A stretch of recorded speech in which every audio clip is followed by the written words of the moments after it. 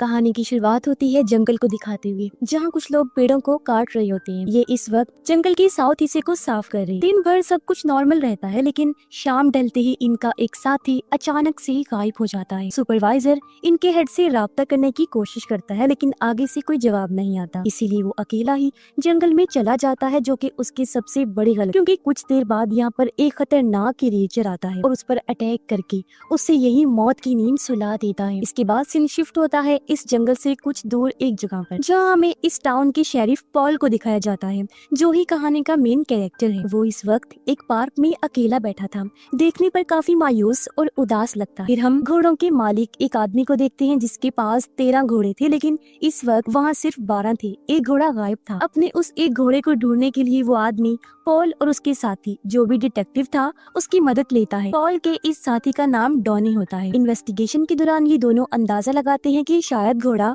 Gate खुला हुआ देखकर भाग निकल गया होगा, इसीलिए वो इस केस को हल्के में लेते हुए यहाँ से निकल जाते हैं। पॉल यहाँ से सीधा अपने बेटे के पास जाता है। पॉल की वाइफ किसी वजह से उससे अलग अपनी मॉम के घर रहा करती है। यहाँ पॉल अपने बेटे को अपने घर ले जाता है और रात का खाना बनाने लगता है। इसी बीच उसका बेटा पॉल से बड़ी मासूमियत से पूछता है कि पापा, मम्मी आपके साथ कब रहेंगी? इस पर पॉल बड़ी उदासी से कहता है कि अभी हम दोनों को ही वक्त लगेगा। अभी दोनों बातचीत कर ही रहे होते हैं कि इतने में पॉल को घर में किसी के होने की आहट महसूस होती है। पॉल जब चेक करने जाता है तो वहाँ कोई भी नहीं होता। ये देखकर वो बेफिक्र होकर अपने बेटे को सुला देता है और खुद भी सोने चला जाता है। अगली सुबह जब डॉनी पॉल के घर आता है तो उसने देखा कि बाहर किसी जानवर की पैरों के निशान बने हुए हैं। ये देखकर पॉल भी काफी कंफ्यूज हो जाता है। जब दोनों उन पैरों के निशानों का पीछा करते हैं तो वो निशान पूरे रोड पर बने हुए और सीधा जंगल की तरफ जाते हैं। ये दोनों जब जंगल में गए तो इन्हें वहाँ भी कुछ अजीबोगरीब निशान मिलते हैं। पॉल इस बारे में फॉरेस्ट डिपार्टमेंट से पूछता है, यानी जो जंगल की निगरानी करते। फॉरेस्ट डिपार्टमेंट के लोग उसे बताते हैं कि ना वो इस जानवर के बारे में कुछ जानते हैं और ना ही उन्होंने इस बारे में कभी कुछ सुना है। ये पैरों के निशान एक मिस्ट्री बन जाती, जिसका कोई हल और वजह नहीं मिल रही थी, जिस वजह से टाउन के लोग डरने लगते। पॉल इस जानवर के बारे में जानने की बहुत कोशिश करता है, लेकिन उसके हाथ कुछ नहीं लगता। आखिर में वो टाउन वालों को ये कहकर उनका डर खत्म कर देता है कि ये सिर्फ एक मजाक था। इसके बाद हम देखते हैं कि पॉल चर्च के फादर से बात कर रहा होता है। फादर उसे बताते हैं कि मेरा डॉग अचानक कहीं गायब हो गया है। ये नहीं, दूसरे किसी जानवर के लापता होने की खबर थी, इसीलिए फादर उसके गायब होने की रिपोर्ट लिखवा रहे हो। दूसरी तरफ हम डॉनी को देखते हैं, जो इस वक्त पॉल के कैबिन में था। डॉनी पॉल के ड्रॉर से एक बच्चे की फोटो निकालता है और उसे बड़े गौर से देखने लगता है। ये बच्चा दरअसल पॉल का ही था, जिस बारे में उसने डॉनी को कभी नहीं बताया। जब पॉल स्टोर से सामान खरीदने जाता है तो स्टोर की मालिक पॉल से टाउन में आए जानवर के बारे में सवाल करती है। तभी दूसरा स्टोर का वर्कर बीच में बोल पड़ता है कि उसकी दादाजी ने बताया था कि इस जंगल में कुछ तो खौफनाक, जिससे हमें खतरा हो सकता है। लेकिन पॉल को उसकी किसी भी बात पर यकीन नहीं होता। उसने ये भी कहा कि आप लोग कैसे पुलिस वाले हो जो अभी तक उस जानवर को पकड़ नहीं पाए। ऐसी और भी कई सारी बातें वो पॉल को सुना के रख देता है, जिससे वो काफी गुस्से में आ गया। पॉल भी उसे खरी खोटी सुनाकर वहाँ से निकल जाता है। बाहर पॉल की एक शिकारी से मुलाकात होती है।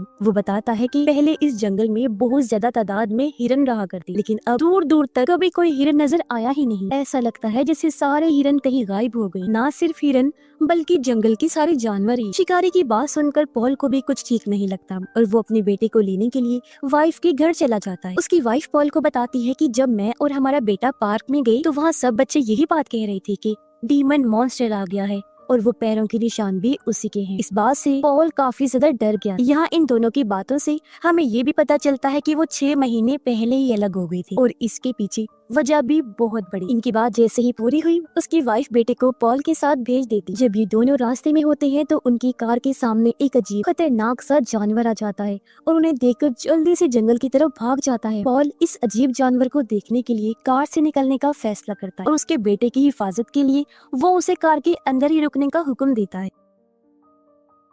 जब पॉल जंगल के अंदर जाता है तो उससे यहाँ घोड़ों के मालिक के उस लापता घोड़े के गले का बस बैंड मिलता है, जिससे पॉल ने अंदाजा लगा लिया कि हो ना हो उस घोड़े को इस मॉन्स्टर क्रिएचर ने ही मार के खा लिया होगा और फादर के डॉग को भी उसने ही मारा होगा। लेकिन फिलहाल वो जानवर उसे कहीं दिखाई नहीं दे रहा था, क्योंकि वो दूर भाग गया होता है। इसीलिए पॉल वापस अपनी कार की तरफ आने लगता है, लेकिन जब ये कार में देखता है तो उसका बेटा वहाँ नहीं होता। ये देखकर पॉल के होश उड़ जाते हैं। वो अपने बेटे को काफी आवाज देता है, लेकिन कोई भी जवाब नहीं आता। था, जिससे उसकी बेचैनी और बढ़ गई। तभी उसकी नजर अपने घोड़े पर जाती है और जब वो चेक करने अंदर आया तो उसका बेटा घर के अंदर ही था। उसे देखकर पॉल की जान में जान आई। वो अपने बेटे से मिलकर कहता है थैंक गॉड कि ठीक है। वहीं दूसरी तरफ हम डॉनी को देखते हैं जो कि शिकारी की बार में आया हुआ है। वो डॉनी को पीने के लिए ड्रिंक देता है और दोनों बात करने लगते हैं। शिकारी उसे जंगल से जुड़ी एक कहानी सुनाता है जो उसकी दादी ने उसे बताई। शिकारी का कहना था कि माना जाता है कि इस जंगल में आत्माएं रहती हैं। साथ ही एक लड़के के बारे में भी बताता है जो कुछ टाइम पहले अचानक कहीं गायब हो गया और जब उसे जंगल में ढूंढा गया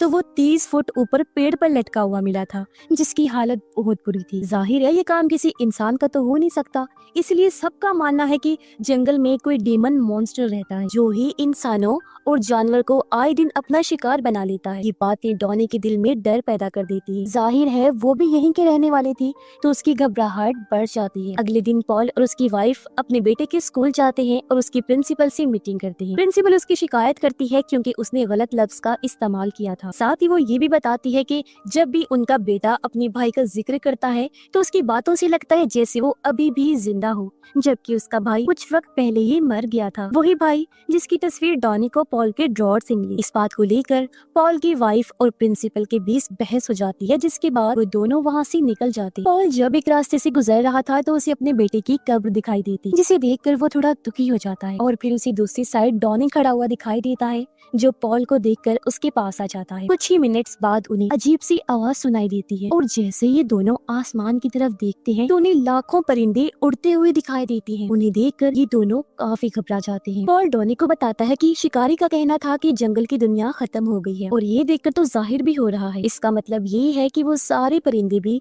जंगल छोड़कर भाग रहे हैं। लेकिन मसला ये है कि उन परिंदों को साउथ एरिया में जाना था, लेकिन वो गलत रास्ते पर जा रहे थे, जिससे इन्हें कुछ अजीब चीज होने की भनक लगती। पॉल की बात सुनकर डॉनी भी उसे शिकारी के साथ की गई बातचीत के बारे में बताता है और जब ये जंगल में मिले लड़के की लाश के बारे में बताता है तो पॉल इसे एक कत्ल का केस कहकर टाल देता है क्योंकि उसका इन क्रिएचर्स वगैरह पर कोई यकीन नहीं था। इसके बाद रात में हम डॉनी और पॉल की वाइफ को देखते। डॉनी ने उसकी कार ठीक की। बातों के दौरान वो उसे अपने पुलिस ऑफिसर बनने की कहानी सुनाता है। यहाँ पॉल की वाइफ भी अपनी माजी के बारे में बताती है। कहती है जब मैं अपने बेटे के साथ अपनी मॉम के घर गई थी तो पीछे से मेरा दूसरा बेटा और पॉल घर पर अकेले, जिस बीच हमारा वो बेटा स्विमिंग पूल के पास पहुंच गया और अनजाने में पानी में डूबने की वजह से उसकी मौत हो गई। मैंने पॉल से यही समझकर दूरी बना ली कि वो अपने बच्चों का ख्याल रखने वाला जिम्मेदार बाप नहीं। इसी रात पॉल को घोड़ों के मालिक की कॉल आई, इसीलिए वो डॉनी के साथ उस आदमी के पास चला जाता है। आदमी काफी घबराया हुआ था। वो उन्हें बताता है कि कल रात मेरे दरवाजे को जोर जोर से कोई पीट रहा था। उसकी आहट किसी इंसान जैसी तो बिल्कुल भी नहीं लग रही। इसीलिए अब वो पॉल और डॉनी को कहता है कि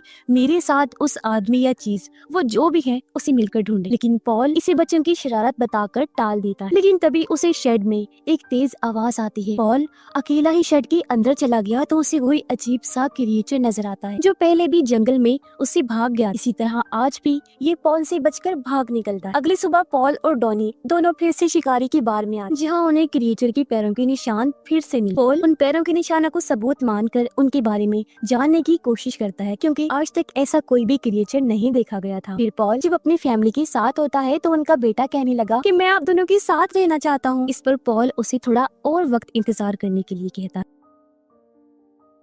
रात में जब पॉल अपने घर जा रहा होता है तो उसे रास्ते में एक मरा हुआ हिरन नजर आया। पॉल गाड़ी से उतरकर जब उसे चेक करता है तो तभी एक खतरनाक सा क्रिएचर आकर उस पर हमला कर देता है, जिससे वो नीचे गिर गया। लेकिन खुशकिस्मती से उसे चोट नहीं लगती। लेकिन अब जल्दी से वो गाड़ी में बैठकर घर आ जाता है। अगले दिन हम पॉल और डॉनी को फिर से बार में एक साथ देखते। पॉल डॉनी को भी कल रात हुए हादसे के बारे में बताता है। उसका कहना था कि पहले क्रिएचर सिर्फ एक कहानी की तरह लगती, लेकिन जब उस पे अटैक हुआ तो उसे भी क्रिएचर की मौजूदगी का एहसास हो गया है कि हाँ वो सच में पाए जाते हैं। यहाँ इनकी मुलाकात स्टोर के वर्कर से भी हुई जो उन्हें बुज़दिल कहकर फिर से चिढ़ाने लगता है। अगली सुबह 3 शिकारी जंगल में जाते हैं ताकि जानवरों को अपना शिकार बना सके। तीनों ही इस बात से अनजान थे कि क्रिएचर उन पर नजर रखे हुए है और मौका मिलते वो तीनों पर एक एक करके बुरी तरह हमला करता है। कुछ देर बाद पॉल जंगल के रास्ते से ही गुजरता है और अचानक उसे अपने बेटे की याद आने लगी। वो अजीब तरह का बर्ताव करते हुए अपने बेटे को आवाज लगाने लगता है। पॉल की आवाज सुनकर एक शिकारी उसके पास आ गया जो काफी जख्मी था। पॉल उसकी मदद करने के लिए उसे अपने साथ ले जाता है और पूछताछ करता है। शिकारी जंगल में जो कुछ भी हुआ सब बता देता है। ये सुनकर पॉल को भी समझ आ गई थी कि जंगल काफी खतरनाक बन चुका है और जो भी क्रिएचर वहाँ है वो बहुत चालाक और खतरनाक है। एक इतने में ही शिकारी जो उनका साथी था पॉल को कॉल करके जल्दी से जंगल में आने को कहता है। पॉल जब जंगल में गया तो देखता है कि पेड़ पर उन 2 बाकी शिकारियों की लाशें लटकी हुई थी जिन्हें बहुत ही बेरहमी से मारा गया था। ये देखकर पॉल सबको जंगल से निकलने का ऑर्डर देता है और खुद फॉरेस्ट डिपार्टमेंट टीम को यहाँ पहुँचने को कहता है। शाम का मौसम बर्फीला हो गया जिसकी वजह से टाउन के सब लोग अपने अपने घरों में ही रुक जाते और पूरा टाउन सुनसान हो जाता है। डॉनी जब पॉल से मिलने उसके घर आया तो पॉल उसे एक रिपोर्ट दिखाता है और बताता है कि एक टीम गायब हो गई। दरअसल ये वही लकड़ी काटने वाले लोग थे जिन्हें फिल्म की शुरुआत में दिखाया गया। पॉल के मुताबिक जंगल साफ करने की वजह से क्रिएचर्स वहाँ से आजाद हो गए हैं। उसके बाद स्टोर वाला लड़का पॉल के घर आकर उसे एक वीडियो दिखाता है जिसमें एक क्रिएचर भागता हुआ और अचानक गायब होता हुआ साफ साफ नजर आ रहा था। सबके चले जाने के बाद पॉल को अपने बेटे की चीखने की आवाज सुनाई देती है क्योंकि क्रिएचर उनके घर आ गया था जो बहुत ही डरावना था। पॉल जल्दी से बेटे को लेकर बाथरूम में लॉक हो जाता है और डॉनी को मदद के लिए बुलाता। जल्दी वो भी यहाँ पहुँच गया। डॉनी क्रिएचर को पकड़ने की बहुत कोशिश करता है लेकिन कोई फायदा नहीं होता। अब क्योंकि टाउन के लोगों की जानों को भी खतरा था इसलिए पॉल और डॉनी टाउन के सभी लोगों को महफूज रखने के लिए उन्हें चर्च में ले जाते। लेकिन बहुत सारे क्रिएचर्स चर्च के बाहर भी आ चुके थे और बुरी तरह धाड़ने लगते हैं। पॉल सबको बेसमेंट में भेज देता है और खुद डॉनी के साथ मिलकर क्रिएचर्स का सामना करने जाता है। इस बीच एक क्रिएचर डॉनी को जख्मी कर देता है लेकिन उसने भी क्रिएचर के कंधे पर गोली मारकर उसे जख्मी कर दिया था। लेकिन इससे पहले वो क्रिएचर डॉनी की जान लेता तभी यहाँ पॉल आकर उसे शूट करके मार देता है। कुछ देर बाद सब लोग बेसमेंट से बाहर निकल आते हैं। वो बहुत खुश थे क्योंकि उन्हें लग रहा था कि खतरा टल चुका है। लेकिन तभी डॉनी और पॉल बड़ी खतरे और चौंका देने वाली चीज नोटिस करते हैं कि क्रिएचर के जख्म अपने आप ही ठीक हो रहे हैं जिससे जाहिर है वो दोबारा ठीक होकर एक बार फिर जिंदा हो जाएगा। जिससे इतनी तो समझ लग गई कि ये कोई आम क्रिएचर नहीं बल्कि कोई डीमन क्रिएचर ही है जिसके अंदर कोई भयानक शैतानी आत्मा है और इस जैसे न जाने कितने क्रिएचर्स हैं। खौफ ना सिर्फ इधर था बल्कि बाहर भी आ चुका था क्योंकि वो सारे खौफनाक क्रिएचर्स चर्च को चारों तरफ से घेर लेते जिससे अब इन लोगों की तबाही साफ नजर आ रही क्योंकि वो पूरी दुनिया को तहस नहस करके रख देंगे। इंसानों और जानवरों किसी को भी नहीं छोड़ेंगे। और इसी भयानक एंडिंग के साथ ही इस फिल्म की कहानी यहीं पर खत्म हो जाती है।